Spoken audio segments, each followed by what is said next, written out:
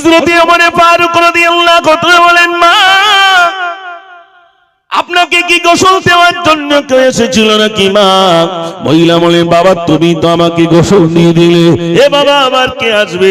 হযরত ওমর চিন্তিত হারে, এই মহিলার খেদমত আমি করছিলাম, আবার কে সেই মহিলার খেদমতে জুড়ে গেল? তিনি কি করলেন? একটা নির্জন জায়গায় দাঁড়িয়ে গেলেন। নির্জন জায়গায় দাঁড়িয়ে গিয়ে তিনি গোপনে রইলেন, নিজেকে লুকিয়ে রাখলেন, কই মহিলাকে গোসল আমি দেখবো। এক ব্যক্তি ভাইরা আমার মহিলাকে গোসল দিলেন, কাপড় দিয়ে দিলেন, মা আপনি পরিধান করুন, খাওয়া দিয়ে দিলেন। সবকিছু দেওয়ার পরে যেই না ফিরে আসেন, হযরত ওমর দুটো হাত লম্বা করে দাঁড়িয়ে গেলেন। দাঁড়িয়ে যান, দাঁড়িয়ে যান, এই মহিলার খেদমত করছিলাম আমি, প্রতিদিন এই মহিলার খেদমত করার জন্য আমি আসি, আবার কেন আপনি মহিলার খেদমত করার জন্য এলেন? এই মহিলার গোসল নেওয়ার জন্য আপনি কেন এলেন? তিনি বললেন, ওমর তুমি যদি এরকম মহিলার খেদমত করে, ওই দুস্থ সহায় মহিলাদের খেদমত করে তুমি যদি জান্নাতের টিকিট সংগ্রহ করতে পারো, ও বলো বলো বলো, আমি আবু বকর এরকম দুস্থ মহিলাদের খেদমত করে আমি কি জান্নাতের টিকিট সংগ্রহ করতে পারি না? একটু জোরে বলুন না সুবহানাল্লাহ। আর আমাদের মা মেম্বারের কাছে বল, কান্তি কান্তি যাচ্ছে, আমার ছেলে ঘর থেকে বার করে দিচ্ছে, আমার সে বউটা আমার দেখতে পারে না। বলে না বলে না, আপনাদের এলাকার কথা বলছি না, সব চৈতন্যের কথা বলছি, এখানে তো সব ভালো। হ্যাঁ, শাশুড়িটা মরে গেছে, তা সব গ্রামের মহিলারা বলছে, দেখ তো শাশুড়ি তো মরে গেছে, তুই তো খুব কষ্ট দিয়েছিস, তো অন্তত মরে গেছে একটু ক্ষমা চা। কখন বলতো হয়? মরে যাওয়ার পরে। তা সব গ্রামের তো সব মহিলা বারবার বলছে বলে তা শাশুড়ির পাত ধারে গিয়ে পায়তাও হাত দেয়নি, এমনি সামনে থেকে, মামা আমি যা ভুল করেছি ক্ষমা করে দিও। শাশুড়ি মনে মনে করতে, শুধু মরে গেছিস তাই না, তো ঠ্যাংটা কোথায় লাগতো বুঝতে পারতিস। আর বৌমাও বুঝতে পেরেছে যে আমি এমন টাইম ক্ষমা চাবো যেন পা না টেন লিখতে পারে। মরে যাওয়ার পরে ক্ষমা চাচ্ছে, ক্ষমা হবে বলে মনে হয়? একটু জোরে বলে।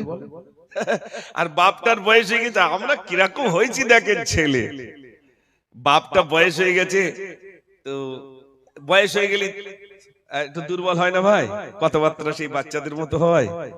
তো ছেলে দোকান আপনার বিথারির দিকে যাচ্ছে, বোঝানোর জন্য বলছি। তো ছেলেকে বলছে, কোথায় যাচ্ছিস? তাহলে আমি বিথারি যাচ্ছি। তো বাপ তখন বলছে, কচি আমার জন্য একটু রসমালাই আনিস দিন। কি মালাই ভাই? রসমালাই। আর রসমালাই একটু বেশ ভালো লাগে। পাশ থেকে সেক্রেটারি বলছে, পায়খানা করলে পরিষ্কার করবে কারা? বুড়ো বয়সে রসমালাই খাচ্ছ, এখনই তো পায়খানা করলে আমার পরিষ্কার করতে হবে। এমন বললো, সে ছেলে আর রসমালাই আনিনি, বাপ খায়নি, দেয়নি। এখন ঘড়ঘড়ানি আওয়াজ যখন গলায় আসে তখন কিরকম মনে হয় ভাই? তখন এবার বাড়ি যাওয়ার টাইম তো নাকি? তখন এইবার বৌমা ফোন করেছে ছেলের কাছে, ফোন করে বলছে, এই দেখো তোমার আব্বা সেই রসমালাই খেতে চেয়েছিল, মনে আর হবে না, তা তুমি একটু লেস। এইবারে মরে যাওয়ার মানে ঘড়ঘড়ানি আওয়াজ এসেছে, বৌমা বুঝতে পেরেছে।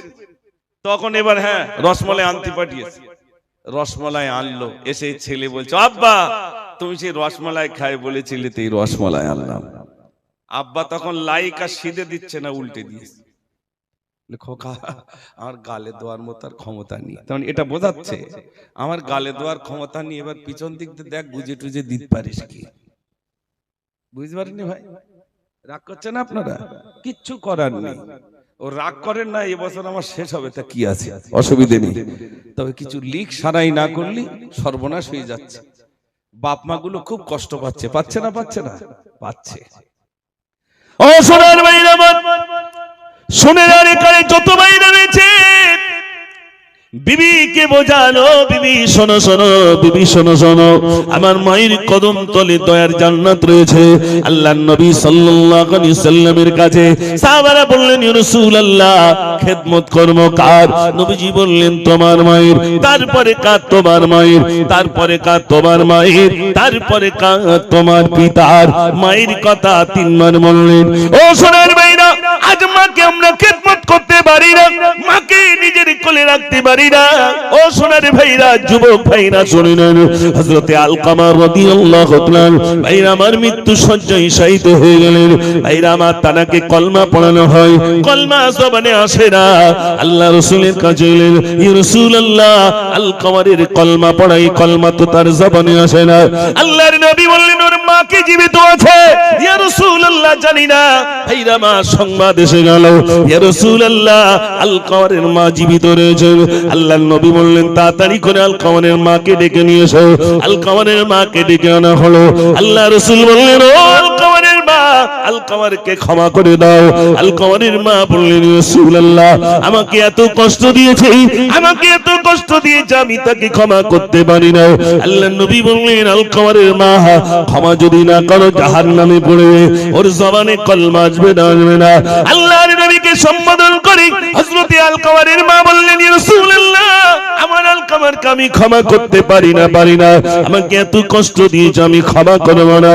আল্লাহর নবী বললেন, আলকামার মা, ক্ষমা করো। মা বললেন, আমি ক্ষমা করব না। আল্লাহর নবী সাহাবাদেরকে ডাকলেন, ও আমার সাহাবারে, জঙ্গল থেকে তোমরা কিছু কাঠ কেটে নিয়ে এসো। ওই কাঠগুলো এনে আলকামারের মায়ের সামনে আলকামারকে জ্বালিয়ে দাও। আলকামারের মায়ের সামনে আলকামারকে জ্বালিয়ে দাও। মা বললেন, ইয়া রাসূলুল্লাহ, আমার সামনে আমার ছেলেটাকে যদি জ্বালিয়ে দেয়, আমার সামনে যদি আমার ছেলেটাকে পুড়িয়ে দেয়, আমি মা কেমন করে সহ্য করব? আমি মা সহ্য করতে পারবো না। আমার সামনে যদি আমার ছেলে জ্বলে যায়। আল্লাহর নবী বললেন, ও আলকামারের মা, এটা তো দুনিয়ার আগুন, জাহান্নামের আগুন 70 গুণ বেশি হবে, জাহান্নামের আগুন 70 গুণ বেশি হবে। তখন তুমি কেমন করে সইবে? আলকামারের মা শুধু বললেন, ইয়া রাসূলুল্লাহ, আমার আলকামারকে আমি ক্ষমা করে দিলাম। যেই না বললেন আমি ক্ষমা করে দিলাম, সঙ্গে সঙ্গে দেখা গেল আলকামারের জবান থেকে কলমাটা নসিব হয়ে গেল। এই মনে ব্যাটারি শেষ হয়ে গেছে, মনে ওই মনিটর বাজতেছে। একটু তাকবীর সবাই জোরে দেন তো দেখি, নারে তাকবীর। আস্তে আস্তে হবে আসলে, মাশাআল্লাহ, একটু সবাই মিলে জোরে হবে না? নারে তাকবীর। একটা গজল শোনাবো ইনশাআল্লাহ। দাঁড়ান, অনেক জুয়ার গত বছরে নাকি গজল কম হয়ে গেছে, তো এই বছর আমার অ্যাডভান্স বলে দিয়েছে আমাদের যিনি মাদ্রাসার পরিচালক, হাউসের নাম ইয়াদ আলী। আচ্ছা, মাওলানা ইয়াদ আলী সাহেব, মাশাআল্লাহ। ওনার শ্বশুর যিনি সতীরাটি মাদ্রাসার মুহতামিম, আমরা একসঙ্গে পড়াশোনা করতাম তখন মাহালগাছা। তো যখন আমরা পড়াশোনা করতাম তখন উনি আমাদের থেকে অনেক বড়, তা আমরা বড় ভাই বলে ডাকতাম। খুব প্যার করতেন, আলহামদুলিল্লাহ। দেখেন তানার দ্বারা আল্লাহ কি দিনের খেদমত করিয়ে নিচ্ছেন। ওনার একটা গুণের কথা বলি, না বললে আমার যেন কলিজাটা ঠান্ডা হচ্ছে না, যেহেতু উনি নেই বলেই বলছি, থাকলে বলতাম না। যিনি পরিচালক, ওনার শ্বশুরের কথা বলছি। তখন ছাত্র জীবনে পড়াশোনা করতাম, হেফজ পড়তেন। তো হেফজ যখন পড়তেন তো দেখেছি ঠিক ওই পড়তে পড়তে হাতলি বুকি খুব দুমদাম মারবে, নিজের মারবে। আমরা বলতাম, বড় ভাই কি হয়েছে, কি হয়েছে? খবিস এসেছে, খবিস আমার পড়তে দিচ্ছে না, ওই জন্য মারছি। নিজের বুকে নিজে মারছে আর বলছে খবিস এসেছে। আর আমাদের যখন পিকনিকে লে যায় নিজে মারি বলে মনে হয়, খবিস তুই কোথায় লে যাচ্ছিস? আর দেখেন, খবিস থেকে দূরে থাকার জন্য, শয়তান থেকে দূরে থাকার জন্য, শুধু মনোসংযোগ নষ্ট হয়েছে বলে, কোরআন থেকে মনটা সরিয়ে দিয়েছে বলে বসে বসে নিজের বুকে নিচে আঘাত করছে আর বলছে খবিস এসেছে, আমার পড়তে দিচ্ছে না। এত মেহনত করতেন, কোরআনকে কিভাবে নিজের কলিজা আনা যায়, এত মেহনত করতেন। আলহামদুলিল্লাহ। আমার মানে অনেকদিন দেখি না, আমার আজও মনে হয়েছিল হয়তো যাওয়ার বাড়ি আসবে, একটু সাক্ষাৎ হবে। দেখি আল্লাহ কবে তার সঙ্গে আমার সাক্ষাৎ ঘটান। মাদ্রাসাও গেছি, আলহামদুলিল্লাহ, আলহামদুলিল্লাহ। আল্লাহ যেন এরকম দিনী ইদারাগুলো কবুল করেন, সবাই বলুন আমিন।